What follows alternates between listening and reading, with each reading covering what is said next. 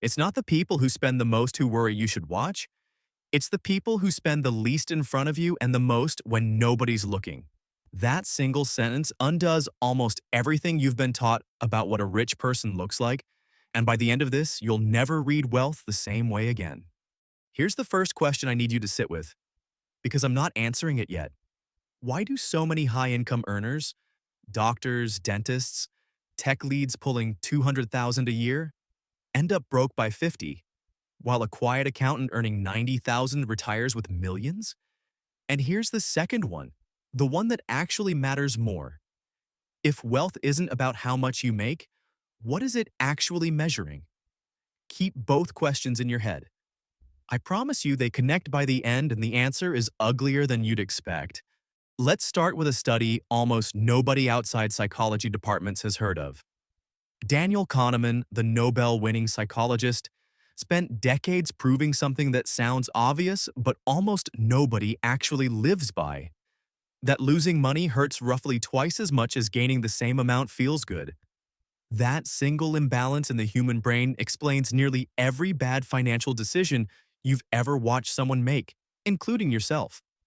It explains why people hold a falling investment out of pride instead of selling it out of logic. It explains why a bonus gets spent in a weekend, but a bill gets ignored for a month. The wealthy don't feel less pain from loss. They've just built their entire financial life around never feeling it in the first place. That's habit one, and it's the foundation everything else sits on.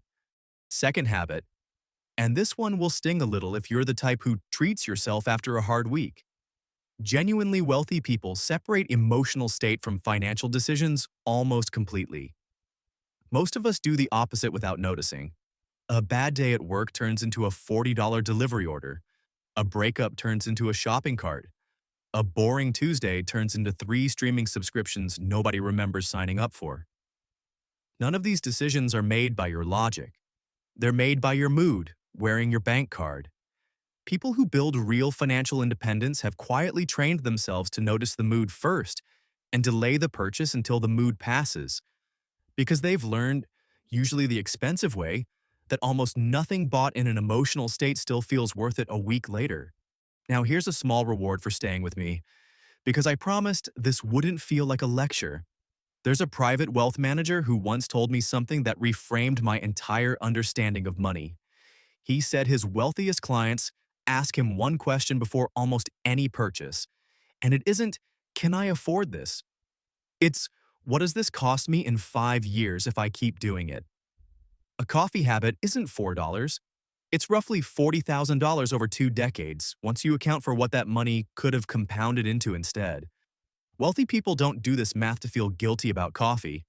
They do it because they've trained their brain to see money across time, not just in the moment it leaves their hand. That's a completely different nervous system than the one most of us are running.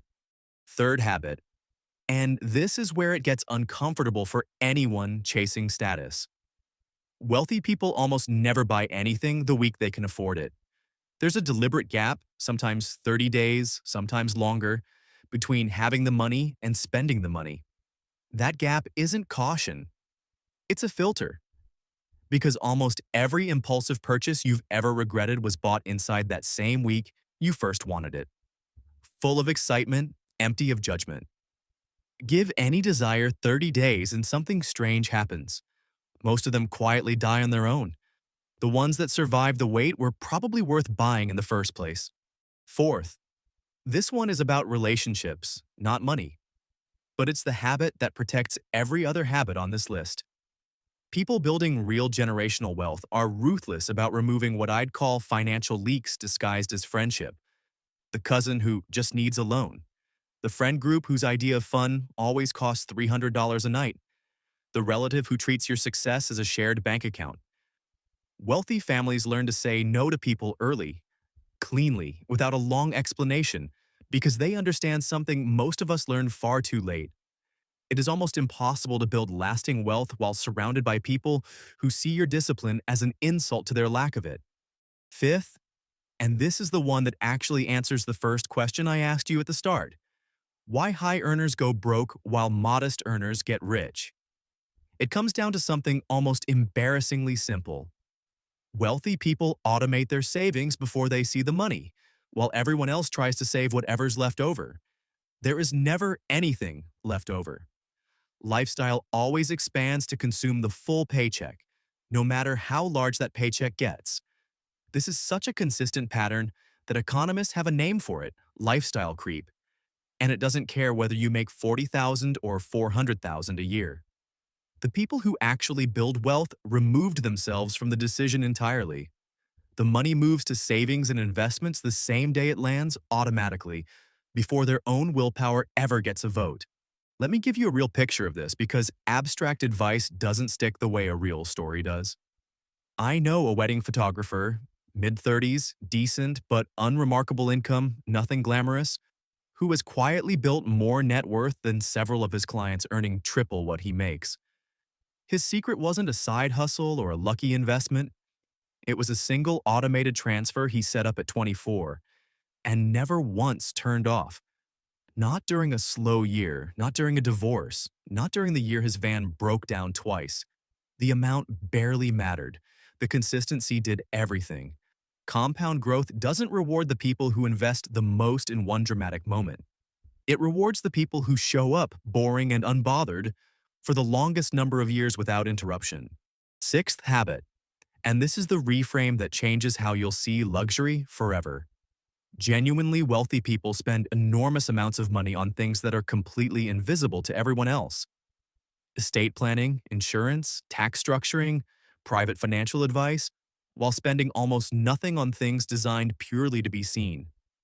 It's the exact inverse of how most of us allocate money. We spend visibly and insure invisibly when it should be the other way around. The family with real staying power isn't the one with the newest car in the driveway. It's the one with a will, a trust, and life insurance nobody ever finds out about until it's needed, because true financial freedom was never about looking rich. It was about never being one bad year away from losing everything you built. Seventh, and this one contradicts almost every piece of hustle culture content you've probably watched. Wealthy people protect unstructured time as aggressively as they protect money, because they've noticed something most of us never stop long enough to notice. Your best financial decisions rarely happen while you're busy. They happen in the quiet, boring hours when your brain is finally free enough to spot a pattern, question a habit, or notice a risk you've been ignoring. If every hour of your day is filled with noise, notifications, and obligation, you will never have the mental space required to make a genuinely good decision about your own money. Busy isn't a flex. For a lot of people, it's actually the reason they're stuck. Eighth habit. This is the one almost nobody wants to hear, so I'll say it plainly. Wealthy people track their net worth obsessively, often monthly, sometimes even weekly, while most people only know their number the day they apply for a loan. It sounds excessive until you realize what it actually does. It turns wealth building from an abstract hope into a measurable game. You cannot fix what you refuse to look at, and most people avoid checking their financial number for the same reason they avoid the scale after a bad month. Avoidance feels safer than the truth. But the people who actually build wealth made peace with an uncomfortable number early, and that discomfort became the fuel that fixed it. Ninth, and here's the pivot, the one that reframes everything I've told you so far. All of these habits, every single one, exist for one purpose that almost nobody says out loud. They're not designed to make someone richer forever. They're designed to define an ending point, a number, a version of enough, and then stop. This is the part hustle culture conveniently leaves out. The families with wealth that actually lasts across generations picked a target early and stopped moving it once they crossed it. Without that ending point, more money doesn't create peace. It just creates a faster, better funded version of the same anxiety you started with. New tax brackets, new problems, new reasons to feel behind, except now with a much bigger number attached to the stress. Which brings us to the 10th and final habit, the quiet thread running underneath everything else on this list. Wealthy people treat money as a tool for reducing decisions, not increasing options. That sounds backwards, so let me explain it properly. Most of us think more money means more choices, more freedom, more things to consider. But watch anyone with real financial independence closely, And you'll notice the opposite. They've used money to remove decisions entirely. What to wear, where to eat, whether to check a price tag, whether to worry about a surprise bill. Every automated system, every boring habit on this list exists to shrink the number of financial decisions they have to consciously make in a day. That's what financial freedom actually looks like up close. Not more choices, fewer decisions, and far less noise. So if you're sitting there right now doing the math on your own habits, feeling that small, uncomfortable twist in your stomach, good. That twist is useful. It means some part of you already knows which of these 10 you're avoiding, and avoiding it is costing you more than you'd like to admit. Real wealth was never going to come from one big decision. It comes from 10 small, boring, repeated ones, done quietly for years, by someone who stopped needing anyone else to notice. If this resonated with you, like the video, share it with someone who needs it, and subscribe to continue this journey with me.